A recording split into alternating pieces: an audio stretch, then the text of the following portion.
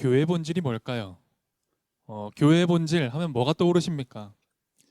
교회의 본질 하면 많은 분들이 은혜다라고 생각하는 경향들이 있으십니다. 그런 생각 중에는 은연중에 은혜가 있다 혹은 없다로 교회가 좋다, 그 교회가 나쁘다라고 판단하죠. 특별히 이건 예배에 많이 해당되는 이야기입니다. 그날 예배에 은혜가 있었다. 혹은 그날 예배에 은혜가 없다더라 라는 이 생각으로 그날 예배가 실패했다, 성공했다, 그런 얘기도 하죠. 그래서 예배를 맡은 사람들은요, 뭐 예를 들면 찬양 인도자, 기도자, 저 같은 설교자들이 어떻게든 그 예배 가운데 좀 은혜가 있기를 바라며 또 이 교회의 은혜가 느껴지길 소망하며 온갖 노력을 합니다. 갖가지 애를 쓰죠. 기도할 때 주야 주여 삼창 외치잖아요. 물론 이제 주여 외치면서 기도해야겠죠. 그런데 온갖 노력으로 주여 삼창 하는 겁니다. 저 주여 10창, 15창, 너 20창도 해봤습니다. 웬만한 기도에 1시간 하면 한 100창 하는 것 같아요. 왜 여러분 그런 적 없으세요? 그 목사님들 중에 이렇게 목 쉬신 분들 계시잖아요. 기도 많이 하셔서 그런 건지 모르겠지만 이렇게 목 쉬면요 은혜가 확 될 때가 있어요. 그런 거 느낀 적 없으세요? 저는 목이 안 쉬어 있죠. 그래서 그런가?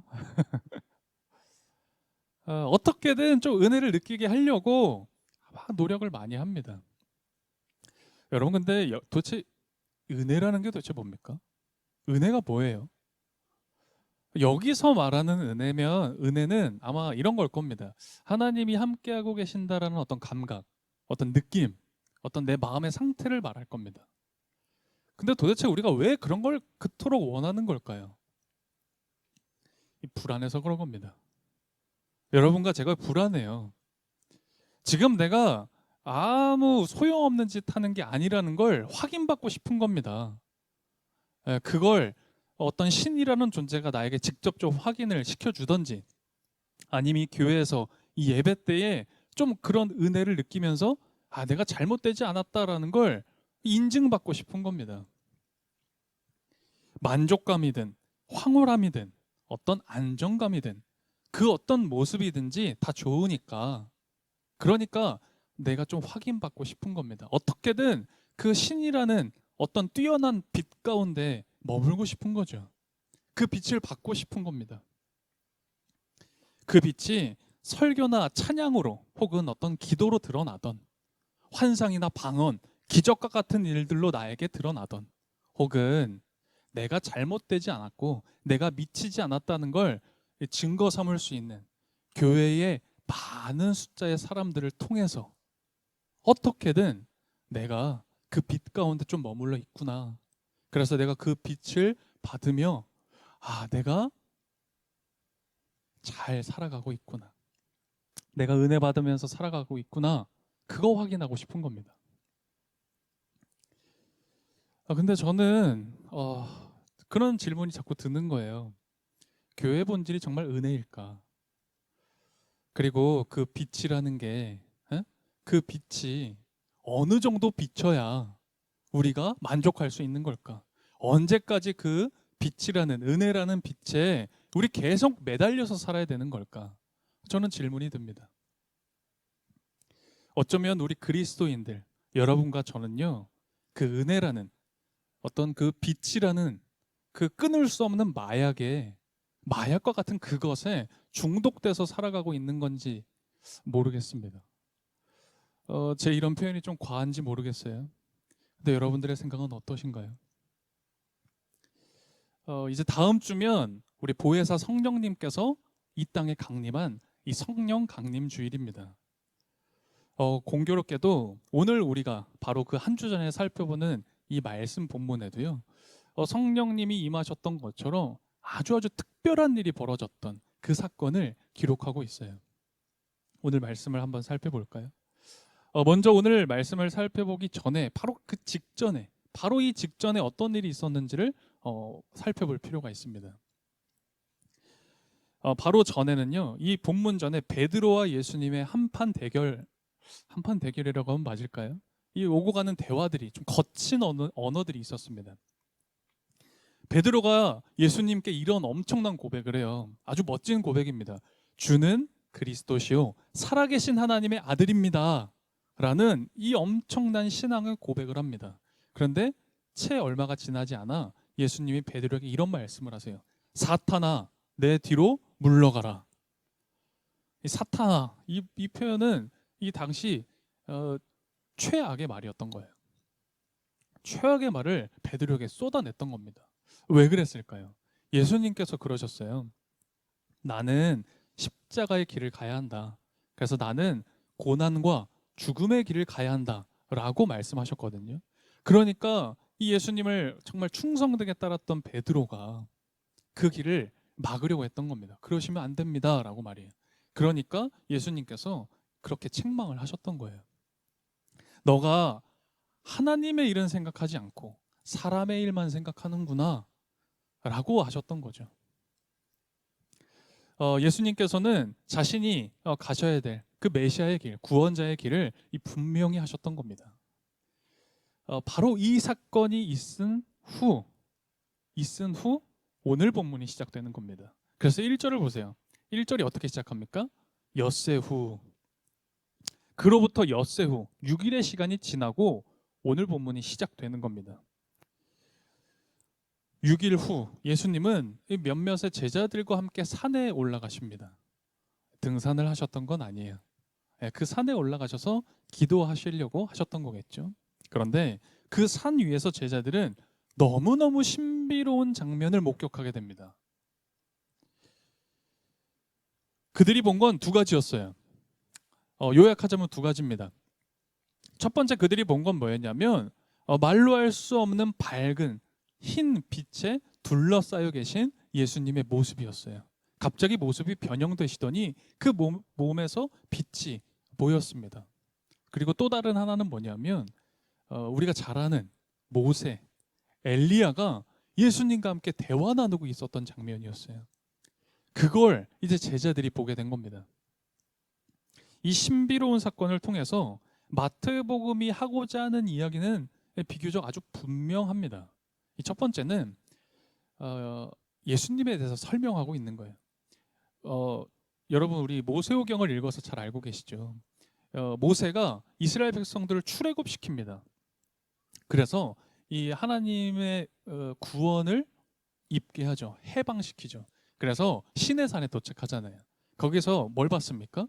하나님이 직접 새겨주신 십계명 돌판을 받고 시내산에서 내려오는데 그 얼굴이 해와 같이 빛났다라고 하거든요.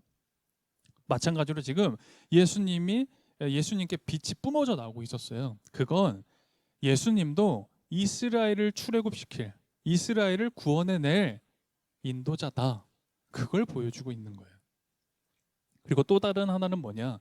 지금 모세와 엘리야가 나옵니다. 모세는 모세오경을 쓴 곧 율법서를 상징하는 사람이에요. 엘리야는 누구냐? 예언서를 상징하는 인물입니다. 그러니까 지금 여기는 율법서와 예언서를 상징하는 두 인물이 나와 있는 거예요. 율법서와 예언서는 당시 유대인들에게 있어서는요, 하나님 말씀 그 자체예요. 그게 곧 하나님이었습니다. 이 하나님의 권위를 대표하는 엘리야와 모세, 이 두 사람과 예수님이 아주 가까운 벗처럼, 친구처럼 이 담소를 나누고 있는 장면을 제자들이 본 거예요. 말 그대로 이건 메시아 인증입니다. 아, 하나님의 아들이시구나. 정말 메시아이시구나. 그걸 이제 제자들이 바라보게 되었던 거예요. 여러분 한번 상상해 볼까요? 진짜 환상적인 장면 아니에요? 엄청난 장면을 이제 제자들이 본 겁니다. 상상해 봅니다. 황홀했을 것 같아요. 야, 진짜 엄청 놀랐을 것 같아요. 감동도 되고요. 얼마나 황홀했을까. 그걸 내 눈으로 본다니 제자들 그랬을 것 같아요. 긴가민가 하던 스승, 그 예수를 긴가민가 하면서 따랐는데 그 예수님이 지금 엄청난 빛에 휩싸여 계십니다. 심지어 말로만 듣던 모세, 엘리야를 만난 거예요. 그뿐만 아니죠. 이스라엘의 대표적인 레전드들 아니에요. 전설적인 두 사람, 모세, 엘리야, 그 사람과 정말 친근하게 대화를 나누는 그 예수님의 그 모습을 이렇게 보면서 베드로와 제자들 어땠을까요? 너무 황홀했을 것 같아요. 너무너무 신비로웠을 것 같다고요. 아마 그동안 예수님께 대해서 가졌던 그런 어떤 회의나 의심이 순식간에 아주 깨끗하게 사라졌을 겁니다. 그리고 그런 생각 들었을 것 같아요. 야, 내가 예수님 따르길 잘했다. 야, 내가 예수님 제자인 게 진짜 다행이다. 그런 생각하지 않았겠어요? 아마 이 상황을 영원히 붙잡고 싶었을 거예요. 이 상황이 계속 유지되면 좋겠다. 그런 생각 들지 않았겠어요? 황홀함이란 그런 거니까. 그래서 실제로 베드로는요, 이 상황 한번 붙잡아 보려고 했던 겁니다. 오늘 본문에 보면요, 초막 세 개를 지을 테니까 예수님과 모세, 엘리야가 좀 여기 이제 거하면 안 되냐는 거예요. 내가 그거 다 준비할 테니까, 거처를 준비할 테니까 좀 머물러 계셔라. 그런 얘기 했던 겁니다. 그런데 얼마 전에 우리 예수님한테 들었던 그 막말, 사탄아, 이 말을 베드로가 까마득하게 잊어버린 것 같아요. 아니면 혹시 잘 됐다 그런 생각했던 건 아닐까요? 예수님이 고난의 길 가셔야 된다고 하니까 이거 막아보려고 했던 건 아닐까? 그런데요, 오늘 본문을 보면 갑자기 상황이 급속도로 달라집니다. 베드로가 이 말을 다 끝내기도 전에 그 빛나던 세 사람을요, 구름이 덮어버려요.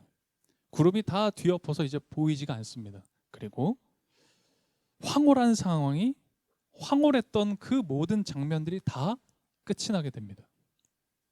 그리고 하늘의 소리가 들려오죠. 오늘 본문 5절이었는데요. 5절을 다시 한번 우리 한 목소리로 읽어보겠습니다.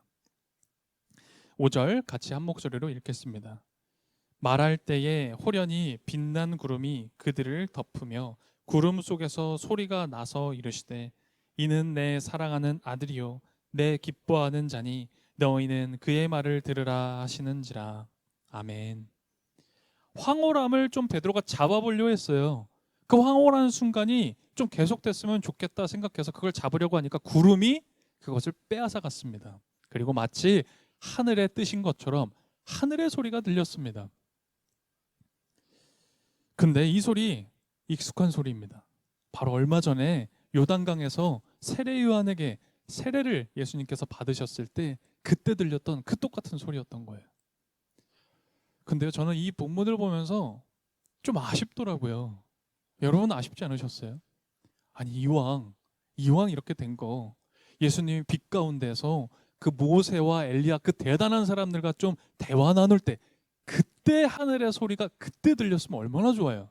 그러면 금상첨화잖아요. 저는 어쩌면 딱 그렇게 타이밍이 맞았으면 이거 성경에 기록된 최고의 순간이겠다. 그렇잖아요. 빛 가운데 하나님의 그 하늘의 소리가 들렸다. 너무 좋았을 것 같은데. 근데 그렇지 않잖아요. 구름이 그 빛을 다 덮어버렸습니다. 이제 그 빛은 다 사라졌고 그 어두운 구름 가운데에 하늘의 소리가 들렸을 뿐이에요. 왜 그랬을까요? 이상하지 않으세요? 오늘 본문에 대해서 전통적으로 교회에서 해석은 이렇습니다. 예수님께 빛이 있었다고 했잖아요. 이건 예수님이 앞으로 받으실 그 영광스러운 찬란한 빛을 미리 드러낸 거다라고 그렇게 해석합니다. 또 하늘의 소리가 들렸잖아요. 이는 내 사랑하는 아들이다. 이건 하나님께서 메시아인 것을 인증해 주신 것이다라고 해석합니다. 또 모세와 엘리야가 나왔잖아요. 제가 아까 말씀드렸다시피 율법서와 예언서를 대표하는 두 사람이 나왔는데 이제 그 말씀의 권위가 예수님께로 옮겨졌다. 그런 뜻입니다. 이제 더 나아가서 율법서와 예언서가 곧 하나님 말씀이라고 했잖아요. 이제는 율법서와 예언서가 아니라 예수님의 말을 들으라는 겁니다. 이제는 예수님 말씀 들으라. 그게 하나님 말씀이다. 이게 전통적인 교회 해석입니다. 저도 대체적으로 다 동의합니다. 이 해석이 맞습니다. 근데 다만 저는 이 해석에서 저희가 한 걸음 더 나아가길 원합니다. 저는 오늘 이 본문에서 가장 눈에 띄고 마음에 걸렸던 건 8절이었어요. 8절. 우리 8절을 다시 한번 읽어볼까요? 네, 8절 한 목소리로 다시 읽어보겠습니다. 제자들이 눈을 들고 보매 오직 예수 외에는 아무도 보이지 아니하더라. 아멘. 구름이 빛을 덮어버렸습니다. 그 찬란했던 빛을 구름이 덮어버렸고 하늘의 소리가 들리니 그 자리에 있던 제자들이 너무 놀라서 벌벌 떨며 바닥에 엎드렸죠. 고개를 들지 못했습니다. 그러자 예수님이 야, 너무 두려워하지 마. 너네 일어서, 그렇게 말씀하셨죠. 그러자 제자들이 일어서요. 그리고 눈을 들어보니 황홀함은 다 끝났습니다. 이제 황홀함은 없어요. 그곳에 뭐만 있었습니까? 다만 예수님만 계신 겁니다. 예수 외에는 아무도 보이지 않았던 겁니다. 여러분, 제자들 마음이 어땠을 것 같아요? 저는요, 좀 헛헛했을 것 같아요. 왜냐하면 손에 쥔 게 없잖아요. 엄청난 광경을 봤는데도 내 손에 쥐어지는 게 하나도 없으니까. 잠깐이지만 엄청난 빛과 그 신성에 흠뻑 취했었는데 구름이 그걸 다 빼앗아 가버린 것처럼 굉장히 헛헛하고 섭섭했을 것 같아요. 눈을 들어보니 모세와 엘리야는 이미 사라졌습니다. 눈을 들어보니 그곳에는 예수 말고는 아무도 없었던 거예요. 그저 빛으로 가득하던 그 땅은 이제 늘 어디서나 볼 수 있는 평범한 땅이 되었습니다. 그저 흙과 자갈, 그리고 예수 외에는 아무것도 보이질 않는 거예요. 저는 이 전설적인 두 사람과 빛나던 예수님, 그래서 참 신비로울 것 같았던 그 찬란한 그 순간보다 오늘 이 8절, 눈을 들어보니 예수님 외에는 아무도 보이지 않았다. 저는 이 아주 건조한 이 문구에 저는 더 눈과 마음이 갑니다. 오늘 이 복음서는 마태가 기록했어요. 그래서 이제 마태복음이라고 불리잖아요. 오늘 이 복음서를 기록한 마태는 어떤 심정으로 이 장면을 기록하고 있었을까요? 저는 한번 상상해 봅니다. 헛헛함, 허탈감이었을까요? 아쉬움이 있었을까요? 아니면 있는 그 상황을 그대로 묘사한 걸까요? 아마도 정말 예수가 없다, 정말 예수님이 없다, 그런 뜻이었을 겁니다. 모세와 엘리야는 이제 없습니다. 그곳에는 예수만 남아 있었죠. 이제 예수님의 삶과 그 말씀만이 하나님을 드러내는 겁니다. 오직 예수님만이 하나님 말씀이며 그리스도시다라는 걸 기록했던 거죠.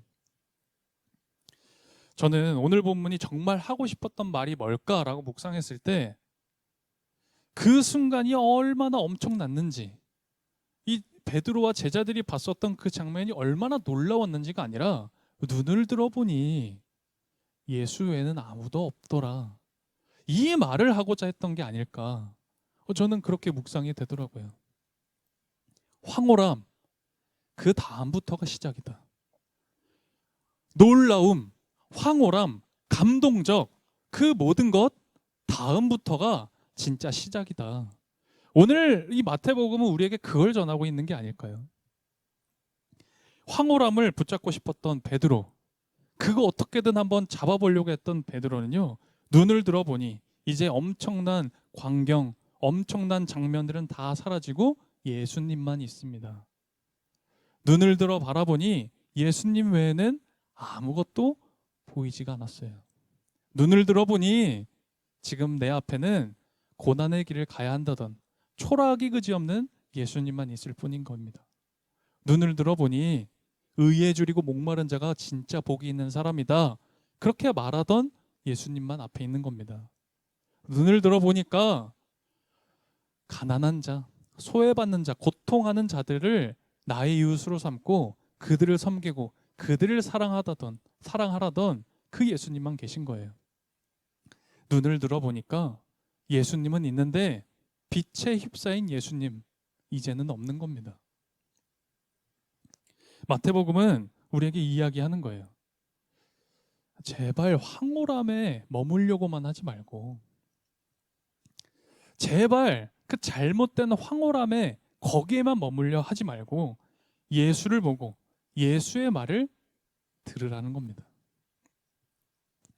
눈을 들어 평범한 풍경 속에서 그 평범한 땅에 발을 딛고 서 있는 예수를 보라는 겁니다. 빛이 아니라 흙과 그 자갈을 밟고 서 있는 우리의 예수님을 바라보라는 거죠. 저는 오늘 이 마태복음이 여러분과 저에게 아주 강력한 메시지를 전한다고 생각해요. 우리에게 그런 질문을 하는 겁니다. 사람들이 만들어낸 그 가짜 은혜, 사람들이 어떻게든 쥐어짜서 만들어내는 그 교회의 가짜 은혜의 황홀함, 자꾸 거기에만 머물려 하지 말고 십자가로 걸음을 옮기고 계시는 그 고난을 받으러 가시는 예수님을 바라봐야 하는 것 아니냐. 오늘 마태복음은 우리들에게 그 질문을 하고 있는 게 아닐까요? 눈을 들어 우리도 정신을 차리고 보면 우리 앞에 초라하기 그지없는 예수님이 보일 겁니다. 여러분은 그 예수님이 보이십니까? 만족감, 어떤 황홀감, 안정감, 그게 우리한테 이미 다 지나갔습니다. 우리 시대는요, 그게 이미 다 지나간 시대예요. 그러나 그럴지라도, 그럼에도 예수의 뒤를 따를 것인가, 예수님을 바라보고 살 것인가, 이 마태복음은 우리들에게 묻고 있는 겁니다. 저는 오늘 평화의 공동체가 황홀함을 바라거나 혹은 황홀함을 주는 그런 공동체이기보다는 그저 평범한 그 배경 속에 계신 그 예수님을 눈을 들어 바라보고, 그리고 눈을 들어 그를 만지고, 그리고 그를 사랑하고, 그리고 그를 섬기고 따를 수 있는 그런 교회 되기를 원합니다. 우리 그런 교회 되어야 되는 게 아닐까요? 이 성령 강림주의를 한 주 앞두고 우리 그렇게 기도해야 되는 것 아닐까요? 우리가 눈을 들어 그런 예수님을 바라볼 수 있기를 간절히 소망합니다. 오늘 말씀 기억하며 함께 기도하겠습니다.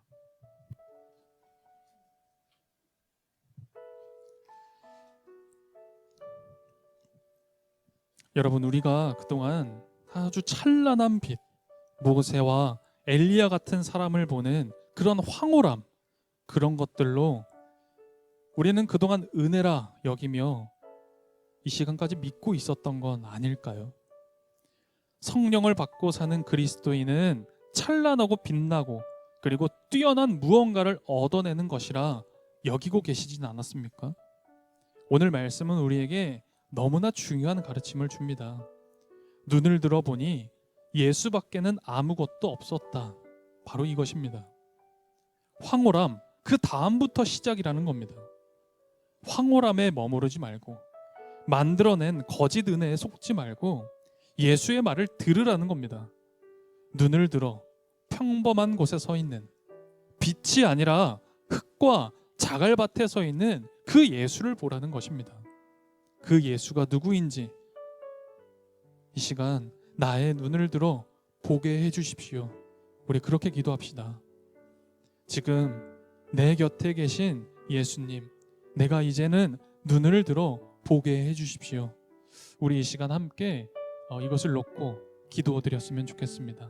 우리 작은 목소리이지만 내 귀에 들릴 정도로 우리 음성을 내서 주님 앞에 기도드리겠습니다. 주님, 눈을 들어 당신 보기를 원합니다.